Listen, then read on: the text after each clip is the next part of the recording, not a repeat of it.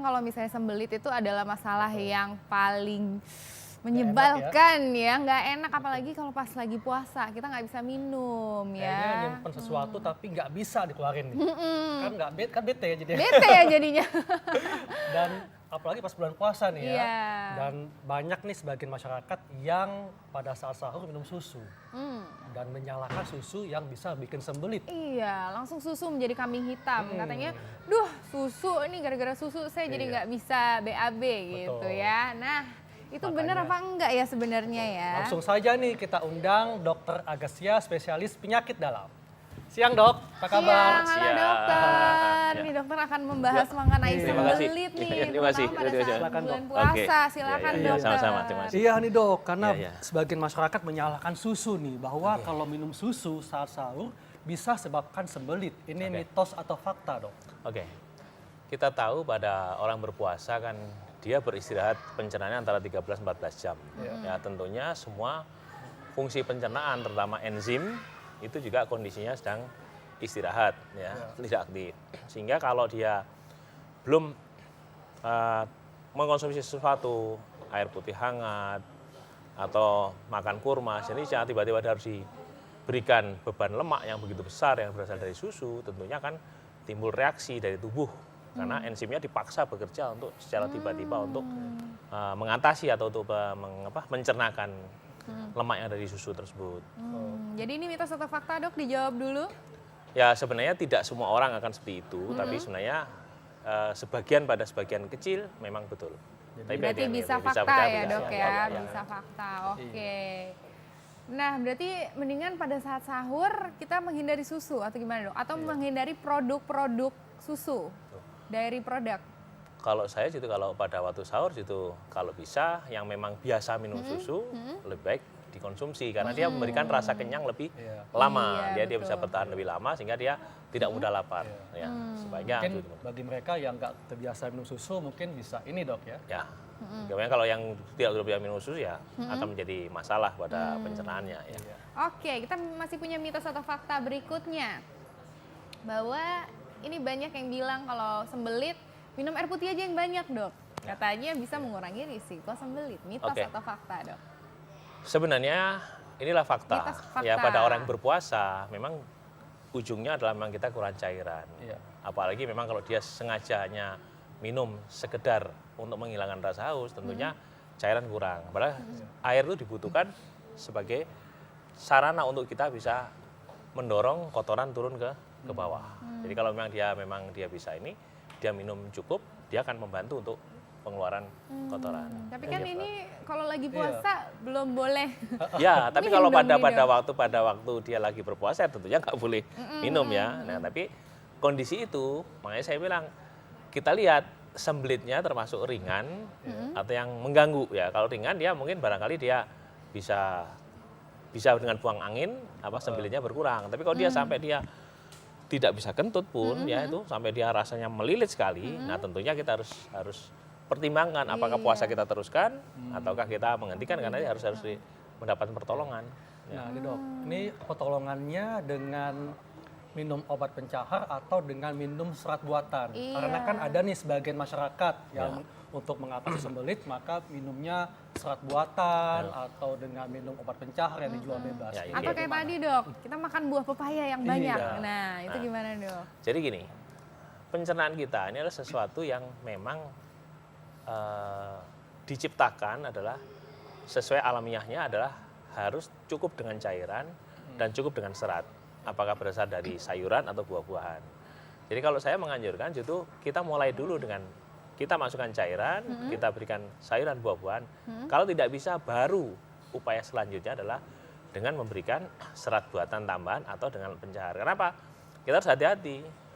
Justru pada kondisi tertentu pemberian pencahar itu malah akan memperberat nyerinya sembelitnya karena tidak semua orang cocok ya. Yang kedua, pemberian serat buatan itu pun pada kondisi tertentu juga makin memperberat kerja dari usus besar ya. Tidak semuanya cocok dengan itu karena ada beberapa kasus yang ada di jurnal itu bahwa itu ternyata dengan pemberian serat buatan malah dia makin ini. Oh, jadi memang mesti ada jedanya dok ya? Jeda aja, jadi tidak langsung jadi dengan begitu sakit langsung kita minum pencahar atau apa makan serat buatan. Nah, lebih baik dari aspek gizi ya, air dulu kita berikan, serat dari sayuran tumbuhan, kalau dia tidak perbaikan baru selanjutnya baru stepnya dengan penggunaan. Oke.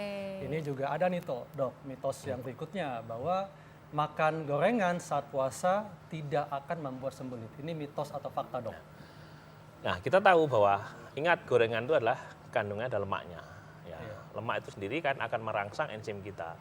Nah, kalau tiba-tiba kita mengkonsumsi lemak dalam jumlah banyak, ya, pada orang yang sensitif akan menimbulkan sembelit. Jadi memang dia bisa mencetuskan nantinya satu sembelit karena dia mengonsumsi dalam jumlah. Tapi kalau hanya sepotong kecil sih mungkin nggak terasa. Tapi kalau dia menghabiskan satu piring ya kan, nah itu ada gorengan, entah itu tahu goreng, tempe goreng, pisang goreng, satu piring dihabiskan sendiri, ya itu kan punya itu lemak itu yang membuat dia akan Jadi memicu. ini mitos atau fakta dok? Fakta. Fakta. Ya, fakta itu teman-teman. Oh, ini berarti mitos dok ya, karena makan gorengan tidak akan membuat sembelit. Ini berarti mitos dok ya? Mitos ya. Mitos. Waduh, ini emang biasanya kalau buka puasa kadang-kadang memang kalau ada gorengan kita lebih memilih gorengan dong. Iya. Oke, nah selanjutnya mitos atau fakta dok bahwa banyak makan pedas dapat sebabkan sembelit. Justru mitos. Mitos, Karena Dok. justru pada orang yang banyak makan pedas, kenyataannya pada berpuasa malah mencetuskan diare. Ya, jadi banyak diare karena beberapa yang ditemukan pada pasien-pasien yang kontrol berobat, itu rata-rata kenapa perutnya sakit? Iya dok, habis buang-buang air, kenapa? Buka puasa langsung dia makan pedes itu. Iya, apalagi mungkin sahurnya tadi makan dendeng balado. Waduh, Bukanya pakai rendang. bukanya pakai rendang yang pedas banget. Aduh, gitu ya. Belum lagi Dok, ditambah ya. seblak Bandung ya. Waduh, Komplit. langsung sakit perut. Berarti memang kalau diare itu justru jangan makan pedas. Nah, kalau misalnya orang sembelit nih dok, makan pedas membantu atau malah memperparah dok? Sebenarnya kalau saya itu kondisi pencernaan seseorang berbeda-beda ya kan. Nah, tentunya kita melihat bahwa kalau dia memang dia sembelitnya berat, mungkin dengan memberikan makan pedas malah rasa tidak nyamannya makin tinggi. Jadi makin lebih baik parah ya, kita hindarin Hindari. gitu ya. Iya. Nah, Oke. bagaimana dok dengan orang yang konsumsi kopi dan teh saat puasa? Ini bisa sebabkan sembelit. Mitos atau fakta dok? Ya. Mitos atau fakta dok? Dijawab dulu.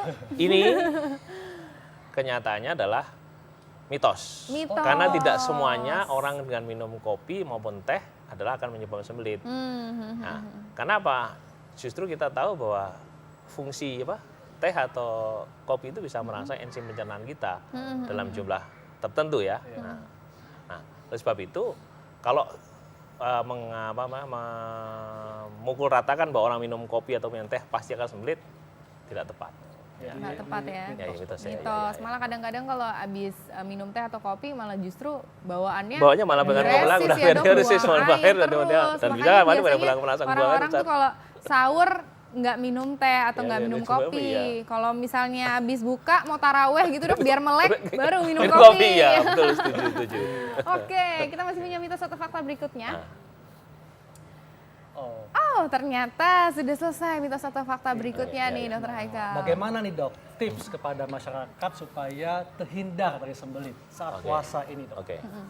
Jadi kita tahu pencernaan kita ini merupakan satu anugerah dari Allah Subhanahu wa taala Tuhan Yang Maha Esa yang diciptakan adalah untuk mencernakan makanan yang kita makan.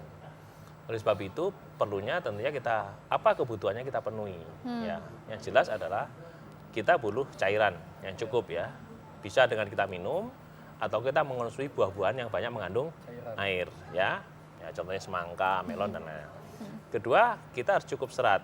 Apakah itu serat dari sayur-sayuran atau berasal dari buah-buahan ya.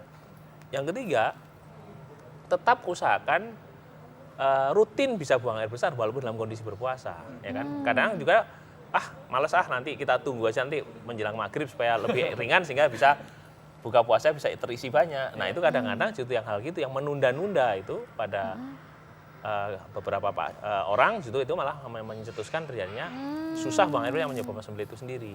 Ya. Jadi harus dijalankan. Nah kemudian adalah jangan lupa kebutuhan daripada elektrolit tubuh ya. Lewat tubuh bisa kita dapatkan dari buah-buahan, contohnya pisang, ya kalium, terus bisa dari air kelapa.